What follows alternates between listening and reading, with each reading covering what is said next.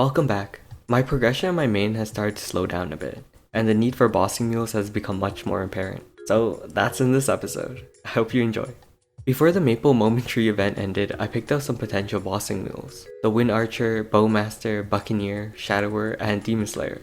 So to prepare for them, I bought the Synergy Ring on each and gained the maximum effect. Phantom Forest was my next stop to get an improved Throwing Star.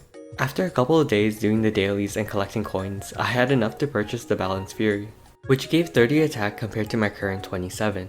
Because I don't expend any stars for any moves, I don't need to refill them and just purchase them once. I can even transfer some to the Nightlord class. Hyper Burning came along with the Savior update and I decided to make a new bossing mule / side main. I created a hero class called Serene Dream. As always, it was a breeze to get from level 10 to 200. I got similar rewards like my Nightwalker, so a full set of temp CRA gear and an Absolab weapon at level 210. The class itself is super simple and that's a huge plus. With a 25-second iframe and insane final damage, you can make a ton of mistakes and still pull off the win. Right off the bat, I was able to verse a lot of weekly bosses during the first week of creation. I think the only one that gave me a little bit more trouble was Chaos Vellum, but after a couple of upgrades, I was able to beat it.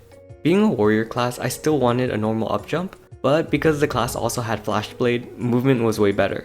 The only boss that was annoying was Princess Snow. The hero may have a ton of final damage, but going up against that whale, it ain't gonna matter. Without lines, this whole dungeon is very annoying. The best thing to do is to leave the Burning Soul Blade up there and Flashblade back up. That's the best advice I can give you. I got my hero to level 235 and unlocked the remaining Arcane River. So after all my weeklies, I get 908,537,500 Mesos. I can only boss up to Chaos Vellum, but for right now, I think that's pretty good. With my hero class at a great point, I was going to start a new bossing mule for my earlier selection, but the new Kali class came out. For every new Kali, Terror Burning was applied until level 200. The rewards up to level 200 were the same as my hero, and additional rewards were available until 230. The class has a lot of damage throughout level 10 to 200, the movement was extremely fun to use as well. Once you hit level 200, there's an easy way to hit level 220 to 22. I messed up, so I had to do a bit more work, but this is a good way to efficiently level. Important that you did not use the Wongsteron Growth Potion selector yet, otherwise it's not gonna work. Once you hit level 200, you use the XP coupon exchange to get to level 207. And use the 3 growth potions you were given from the level 200 Kali Journey reward to get to level 210. From there, use the XP coupon exchange to get to level 213. And use the growth potion selector from the Wongsteron reward and the growth potions rewarded from level 210 to get the remainder to level 220. I made the mistake of using the growth potion selectors to get from level 200 to 210. This way is much more efficient than the one I used.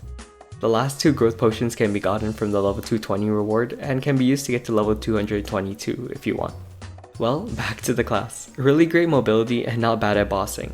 The only thing I have to mention is that it has a lot of range on its attacks, so in case you're versing Chaos Sakum, just be careful not to destroy all the arms at once. It's gonna be a bad time if you do.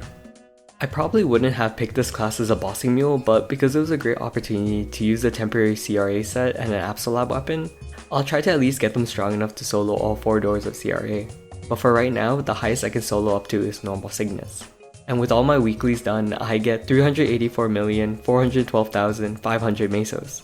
Having 2 more bossing mules is a huge plus in my Meso game, because in total I gain an extra 1,292,950,000 Mesos a week. So that's pretty good. But Sigrin, what about the Shining Starforce event? You must have gotten huge gains, right? This was my starting stats going into the event, and this was my stats after. But there's only the stats from before. This is where I would put my after stats if I had any.